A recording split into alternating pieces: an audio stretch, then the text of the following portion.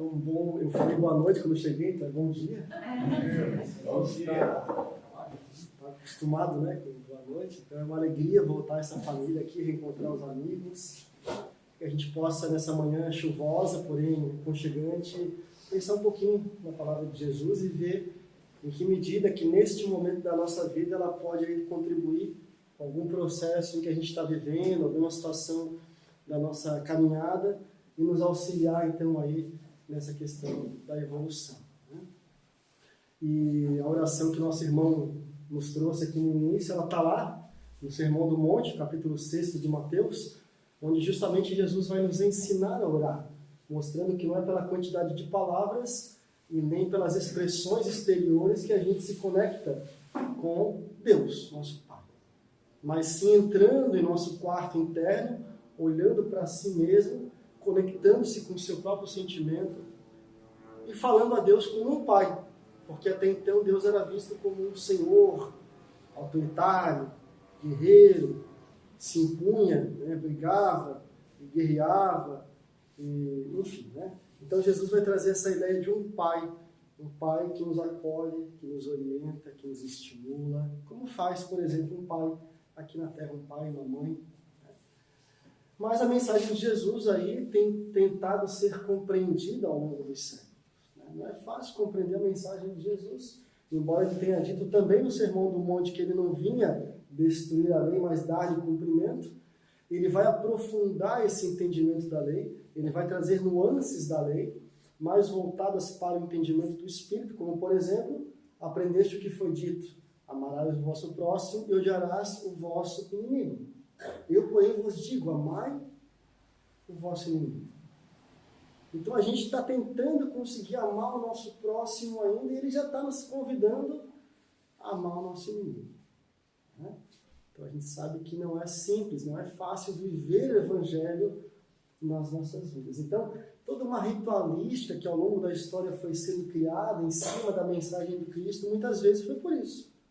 Parecia ser tão distante, tão difícil, que era mais fácil, então, cultuar exteriormente, justificar-se diante de Deus exteriormente, indo na missa, indo no centro espírita, levando o seu sacrifício, do que transformar-se interiormente, como foi lida na mensagem que a nossa irmã nos trouxe do Lorival, agora pela manhã.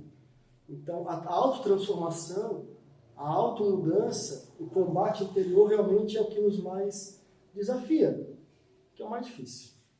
Né? É o mais difícil. Então, nós estamos aqui hoje mais uma vez para buscar lapidar um pouquinho mais, colocar um tijolinho nessa construção interior que é o reino dos céus dentro de nós mesmos. Dentro de cada um de nós.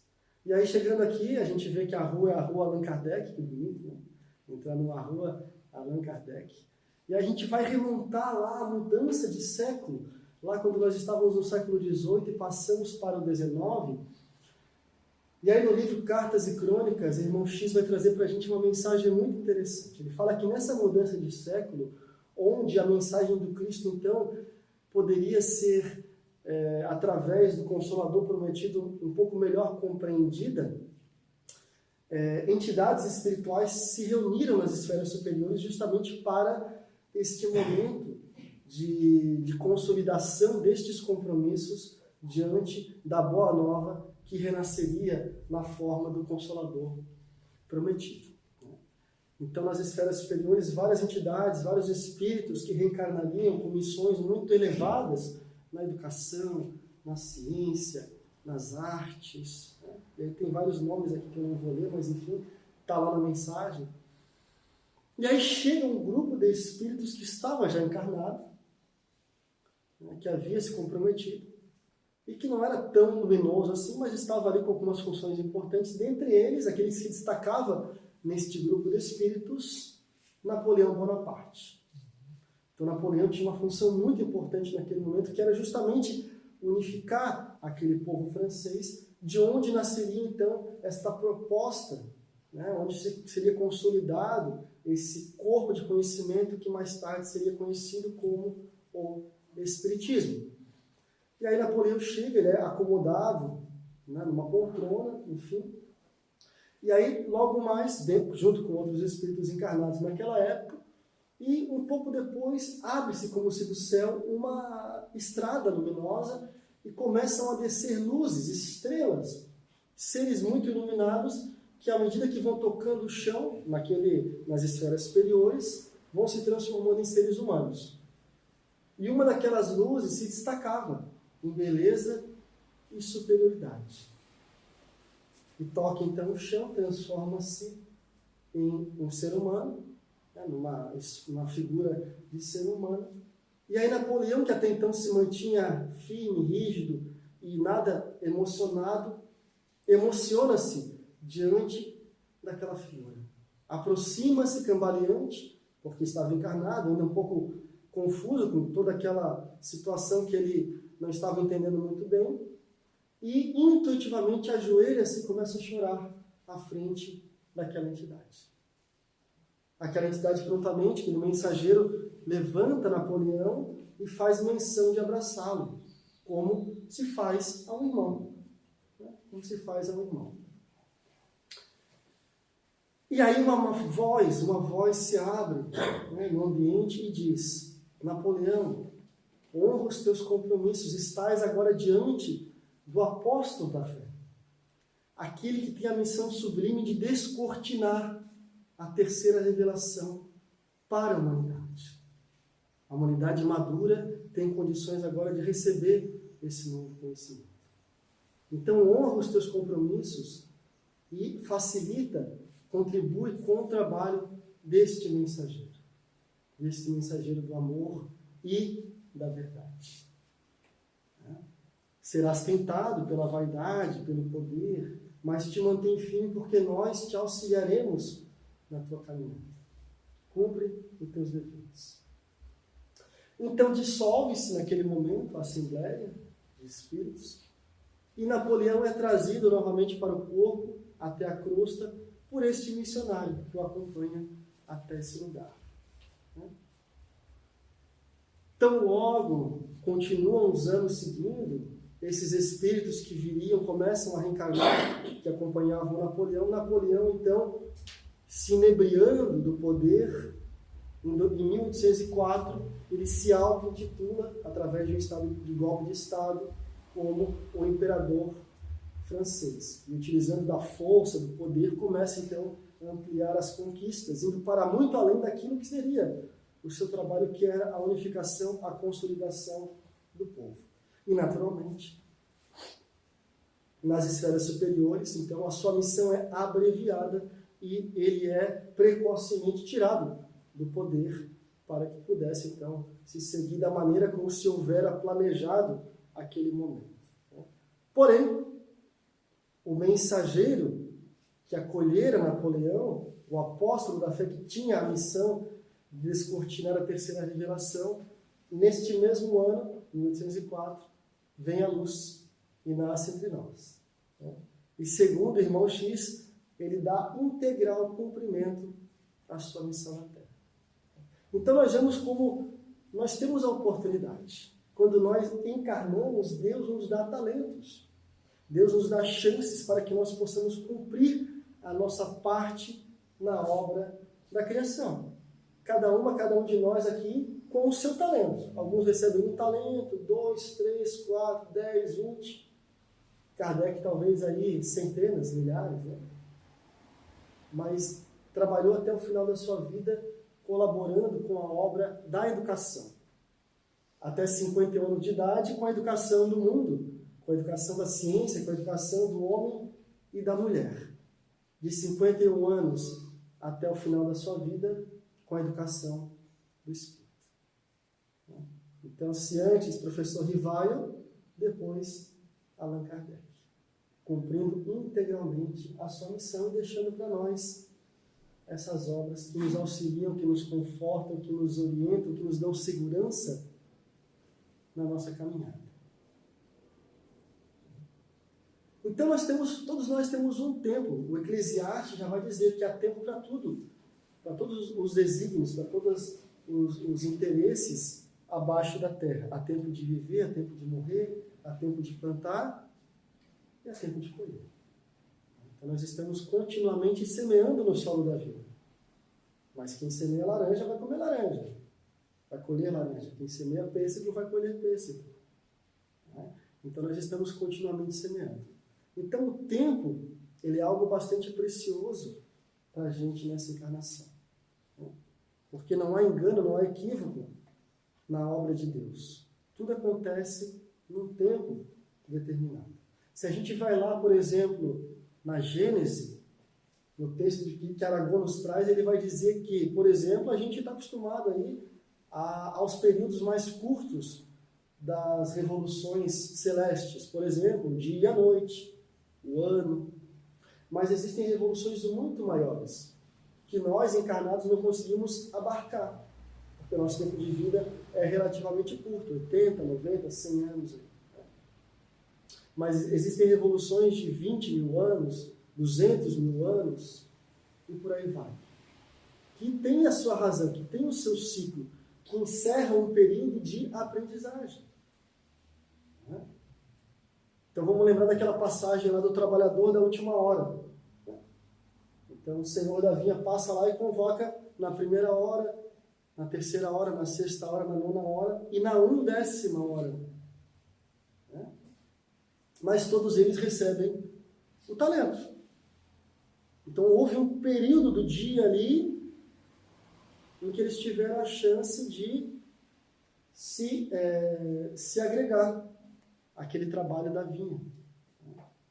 Então nós também temos os ciclos da vida aí para que nós possamos aderir voluntariamente à proposta do Evangelho.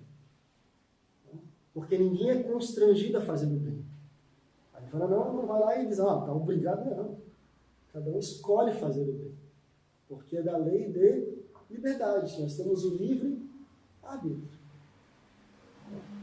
Nós somos convidados a fazer. Vamos lembrar lá a parábola do festim de bodas. Os missionários convidam, e convidam, e convidam, e continuam convidando até hoje. E o ciclo está, se fechando. Nós estamos chegando próximos aí ao final do dia. O Emmanuel vai dizer no livro A Caminho da Luz que estamos entrando aí numa noite profunda. E essa questão da noite é interessante, porque a gente lembra também aquela parábola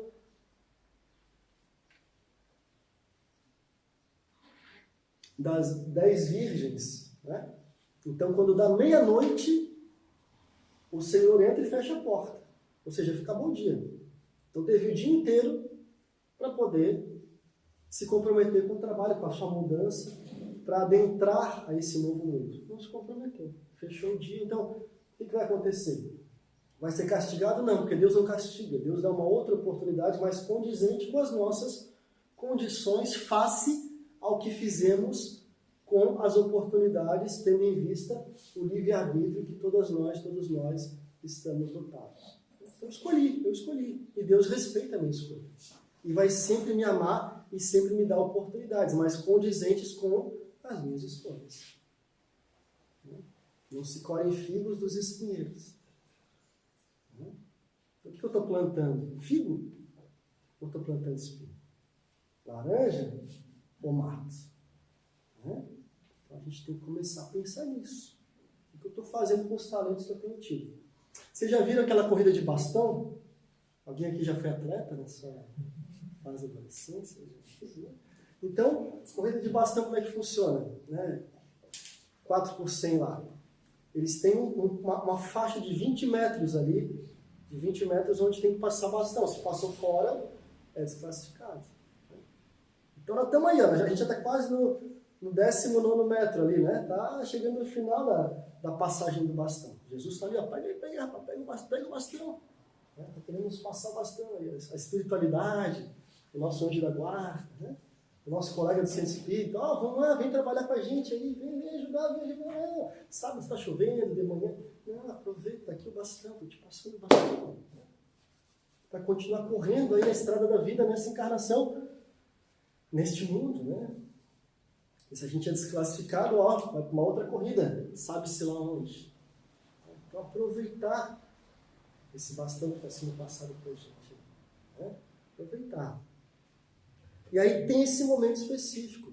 E aí nós lembramos de uma outra história, que é aquela história que está lá narrada no livro Há 2000 anos, em que aquele senador romano, bastante orgulhoso, ainda procura na calada da noite, no fim de tarde, Jesus, porque ninguém procurava Jesus durante o dia. Né? Era vergonhoso se encontrar com alguém que era do povo, que trazia ensinamentos um pouco contraditórios segundo algumas concepções judaicas, né? Então não queria ser mal visto diante de um homem daquele. Outros o procuravam, mas alguns não. Alguns que eram mais orgulhosos o procuravam à noite. Né? Quando que nós estamos procurando Jesus? De dia ou à noite? Né? De dia ou à noite. Como é que tem sido o nosso testemunho diante da nossa cristandade? Mas então esse senador procura Jesus à noite. E aí ele é surpreendido, porque ele achava que ele ia lá, e se Jesus, ele não ia falar nada, Jesus que ia falar com ele, porque ele era um senador romano, né?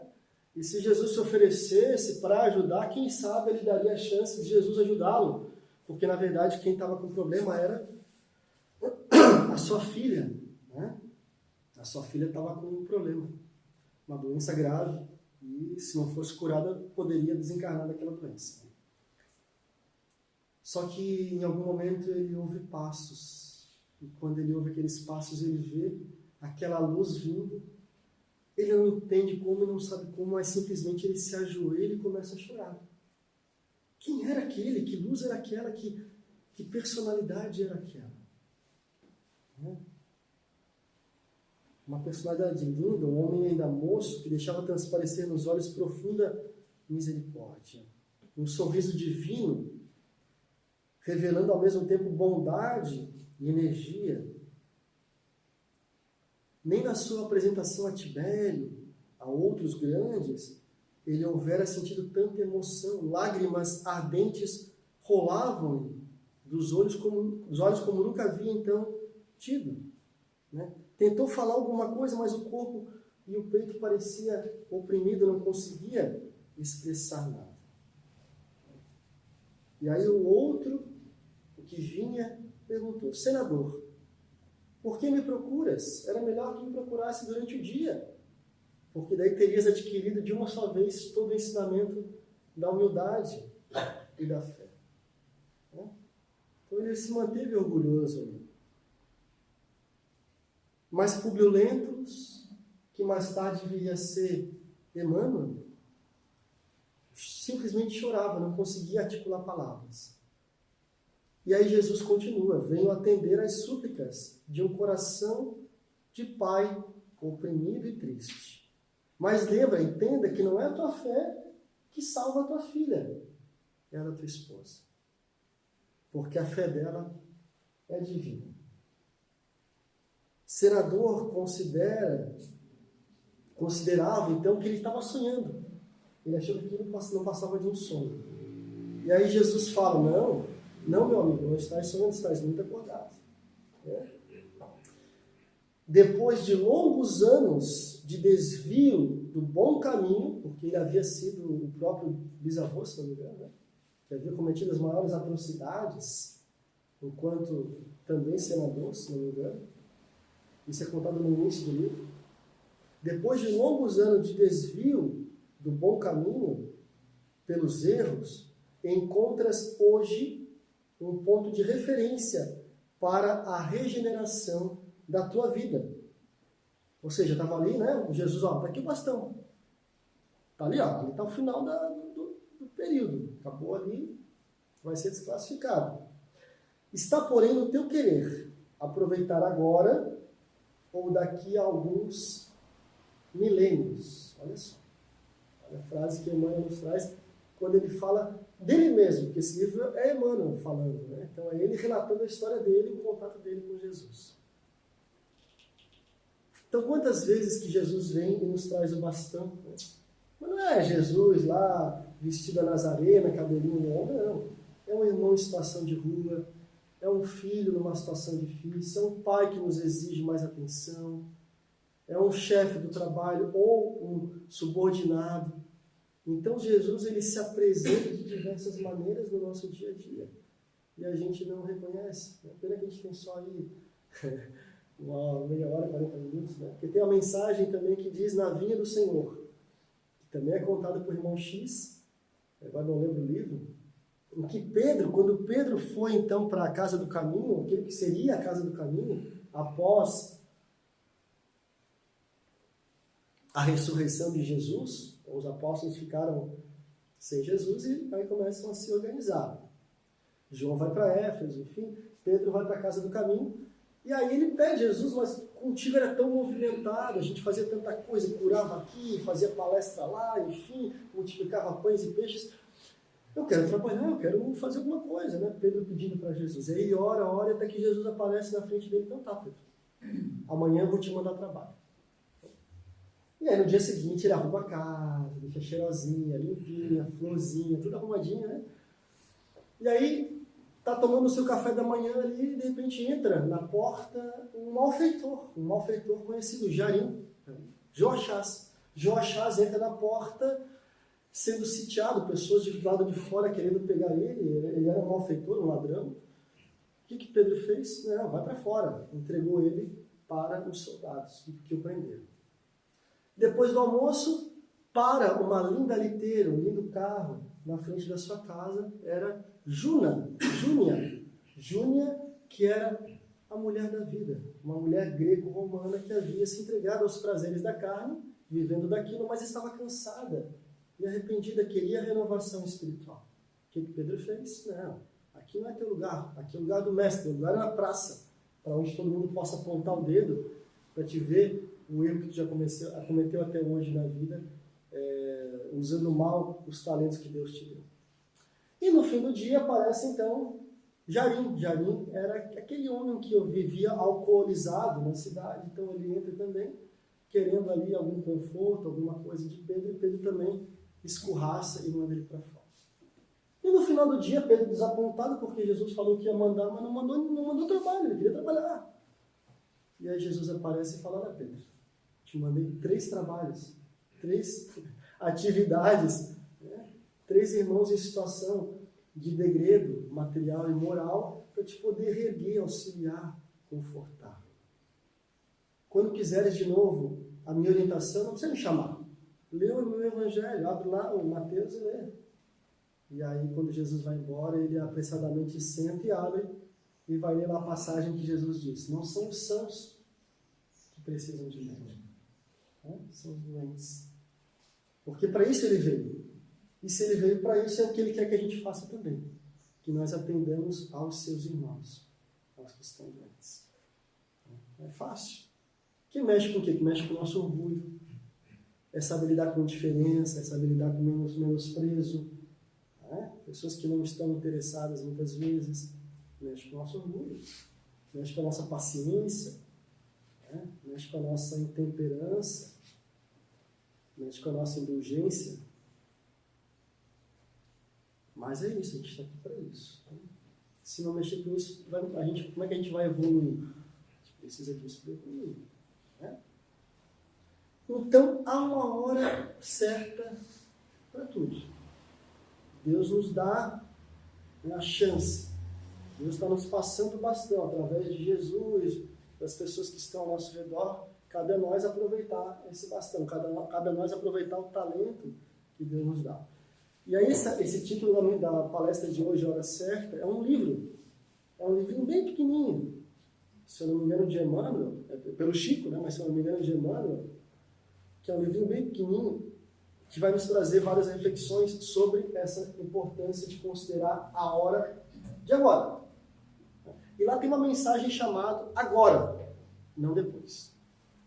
Vou repetir, agora, não depois. Então a mensagem fala assim, ó, nem cedo e nem tarde. Se eu colher um limão verde, vai estar muito amargo. Se estiver muito maduro, né, eu tenho uma hora certa de colher. O presente é hoje. O passado já foi. E o futuro eu não sei. Então muitas vezes a gente vive nessa dicotomia, né? De viver muito lá no futuro, que é a ansiedade, querer controlar o futuro. Né? A gente quer controlar tudo do futuro, né? Como é que vai ser a semana que vem, o mês que vem, a viagem, o trabalho, enfim, a gente está lá vivendo lá no futuro. Ou está vivendo lá no passado. Né? E quando vive muito no futuro, a gente coloca muito as situações da vida, quando eu tiver isso, quando acontecer isso, quando acontecer aquilo. Então a gente condiciona a nossa ação do presente em condições que talvez nem aconteçam. Chico vai dizer, se eu tivesse esperado melhores condições para trabalhar, eu nunca teria começado.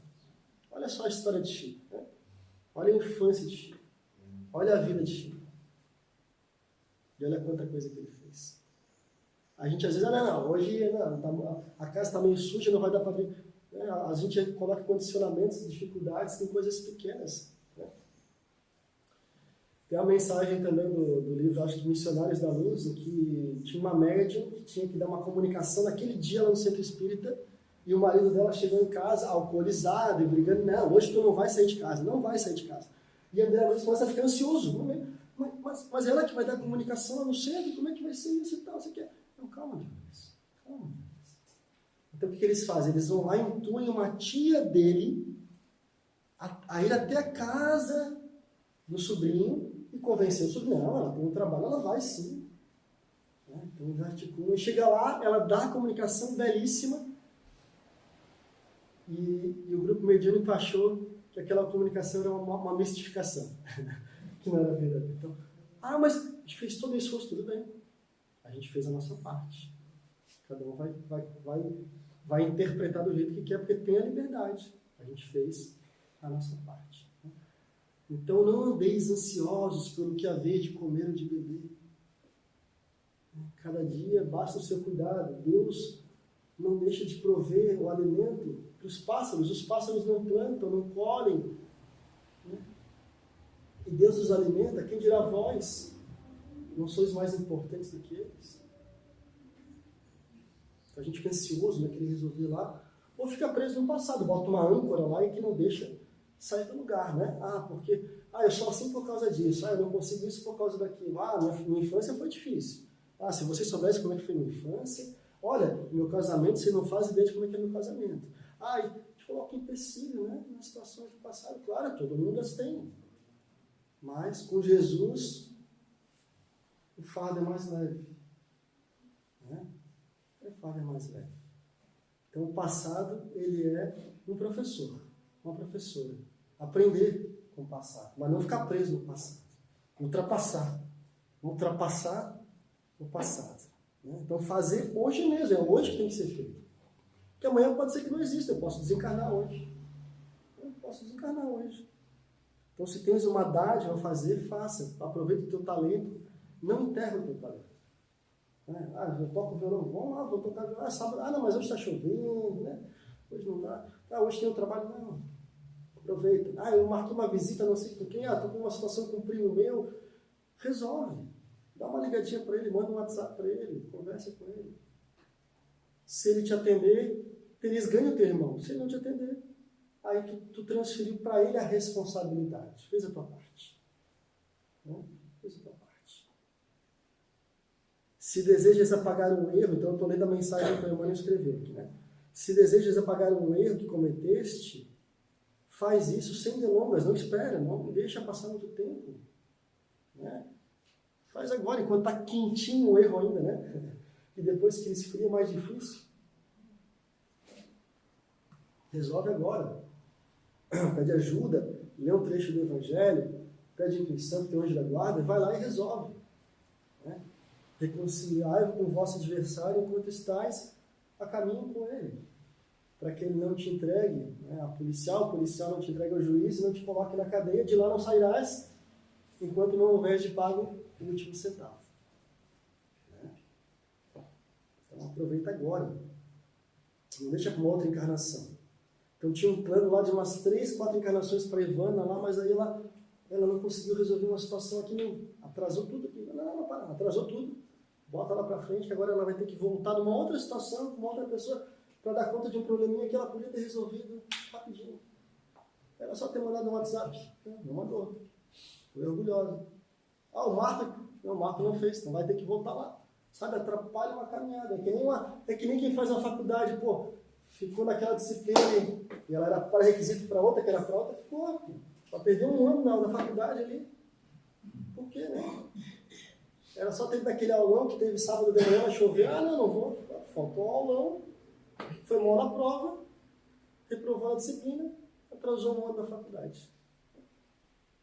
Emmanuel vai dizer que às vezes, não é, Emmanuel, para Luiz? Alguns segundos, né? Algumas ações que são feitas em segundos podem gerar séculos de arrependimento. Segundos podem gerar séculos de arrependimento. Não é fácil, não, gente. Tudo bem, nós somos espíritos eternos, né?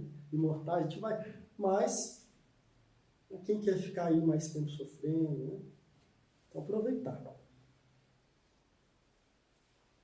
Ele fala bastante do trabalho também, né? Então, às vezes, uma ideia, um projeto, fazer uma outra faculdade, um trabalho voluntário. Eu estou com uma ideia, vou falar com a minha vou criar um outro trabalho aqui, vou fazer um mestrado, enfim.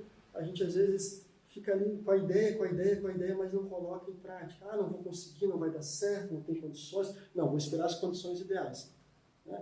Vamos olhar lá a Madre Teresa de Calcutá. Como é que ela começou lá o trabalho dela?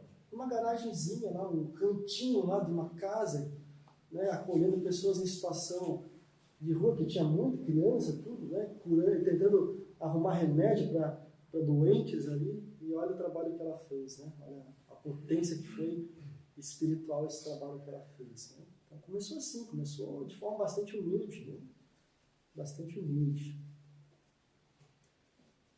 Não me sinto capaz, diz Emmanuel. Para isto, ninguém te pede certidão de santidade. Outra coisa é isso, né?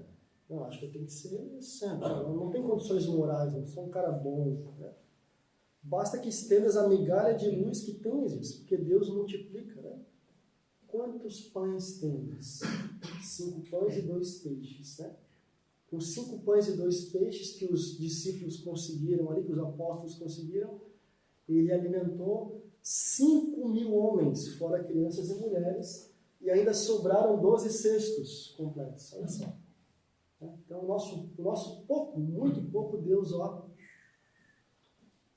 multiplica. E aí, finalizando, auxilia os outros enquanto os dias te favorecem. A gente está numa situação boa, gente. A gente tem muitos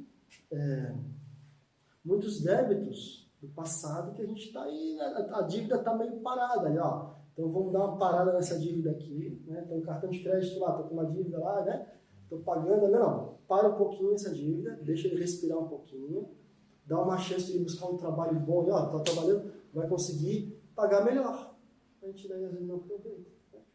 Então está com uma oportunidade boa, os dias estão favorecendo, aproveita, porque a gente não sabe os débitos do passado, que a gente mesmo cometeu. E que a gente se comprometeu em restituir a lei divina. Então Deus nos deu uma moratória, Deus nos deu um tempo aí, para que a gente possa multiplicar alguns talentos e conseguir com mais tranquilidade restituir, né, perante a lei divina esses nossos débitos. Né? Então aproveita enquanto os dias te favorecem. Faze o bem agora, pois na maioria dos casos o depois pode significar fora do tempo ou tarde demais. Né? Tarde demais para este ciclo.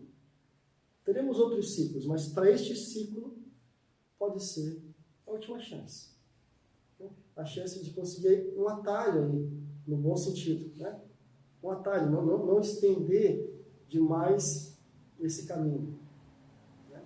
Então aproveitar as oportunidades, aproveitar as condições que nós temos, a vida que nós temos, agradecer inclusive pelos obstáculos e dificuldades que são nossos grandes professores e professoras também, e continuar seguindo aí, procurando amar, se desenvolver e reformar aquilo que a gente precisa reformar por dentro ainda para ser cada vez melhor. Né?